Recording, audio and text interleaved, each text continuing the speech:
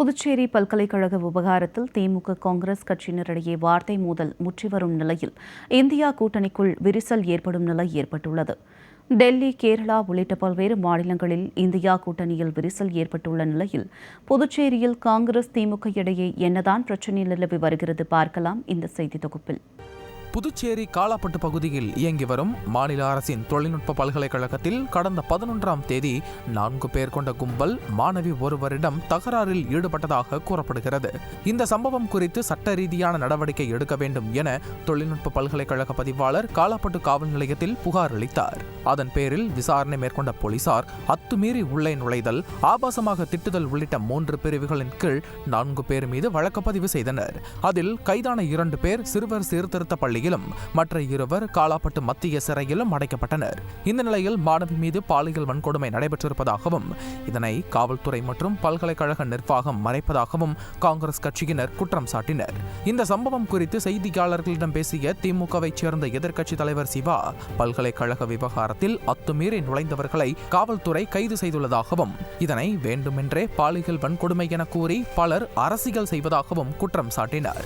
இதுபோன்ற தவறான நோக்கத்துடன் காங்கிரஸ் நடத்தும் போராட்டங்களில் திமுக கலந்து கொள்ள வேண்டிய அவசியம் இல்லை என்றும் திமுக எதிர்க்கட்சி தலைவர் தெரிவித்தார். ஒரு நடவடிக்கைன்றது நடக்கலைன்னா அதை போய் நம்ம கேட்கலாம், போராடலாம். கண்டுபிடிக்க முடியலன்னா கேட்கலாம். என்ன நடந்துருக்குதுன்னு சொல்லிட்டாங்க, யாருன்னு அக்கீஸ்டாக சொல்லிட்டாங்க, கண்டுபிடிச்சி அரெஸ்ட் பண்ணி உள்ளே வச்சுட்டாங்க. இதில் அரசியல் பண்ணுறதுக்கு சில விஷயம்லாம் இருக்குது. இதில் வெளியிலேருந்து ஆள் உள்ள ஆமாம், அரெஸ்ட் பண்ணி உள்ளே வைக்க சொல்லுங்கள். இன்னும் டைட் பண்ணுவோம். மத்திய அரசனுடைய பல்கலைக்கழகம் அது. இன்னும் அதுக்கு ஒரு எஸ்பி இருக்கார், இன்ஸ்பெக்டர் போட்டிருக்காங்க. இன்னும் காவல்துறையை கடுமையாக்கணும். அதை இருக்கிற ஆளுங்கட்சி இதுக்கு பொறுப்பு எடுத்துக்கணும். மத்தியில் இருக்கிற அமைச்சகம் பொறுப்பு எடுத்துக்கணும். இதில் நாங்கள் எங்கே ஆளுங்கட்சியாக இருக்கிறோம்? ஆளுங்கட்சி யார்? காங்கிரஸ் பண்ணுறாங்கன்னா அவங்களோட எண்ணத்தில் அவங்க பண்ணுறாங்க.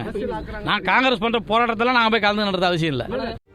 இதற்கு பதிலளிக்கும் விதமாக பேசிய முன்னாள் முதலமைச்சர் நாராயணசாமி, இதில் அரசியல் செய்யும் அவசியம் காங்கிரஸ் கட்சிக்கு இல்லை என்றும் மாணவி விவகாரம் தொடர்பாக உண்மை அறிந்து பேச வேண்டும் எனவும் தெரிவித்தார். தாங்கள் திமுகவினரை இந்த விவகாரத்தில் அழைக்கவில்லை என நாராயணசாமி கூறிய போது, திமுகவுடன் விரிசலா என செய்தியாளர் எழுப்பிய கேள்விக்கு பதிலளிக்காமல் மௌனமாக அங்கிருந்து சென்றிருக்கிறார். இதுல எங்களுக்கு அரசியல் செய்ய வேண்டிய அவசியம் இல்லை. அதாவது ஒரு பாலியல் பலாத்காரன்றது ஒரு பெண்ணை தொட்டாலே அது பாலியல் பலாத்காரம். அந்த அந்த அந்த மாணவி தாக்கப்பட்டிருக்கிறார், அது பாலியல் பலாத்காரம்.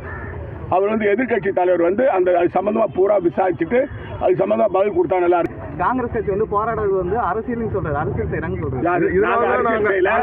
அவங்களோட போராட்டத்தில் கலந்துக்கிறது இல்லை அப்படின்னு சொல்லியிருக்காரு. யார் நாங்க யாரையும்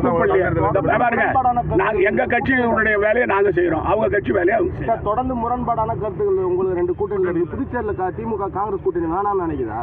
யாரு? திமுக நிலைப்பாடு. திமுக நினைக்குதான்னு கேக்குறீங்களா? அது அவங்களை கேளுங்க.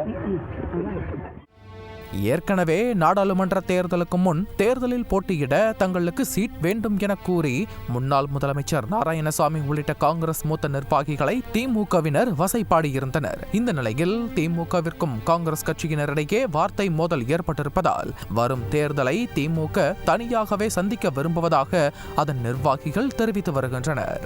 ஜெயா பிளஸ் செய்திகளுக்காக புதுச்சேரி செய்தியாளர் சித்தார்த்.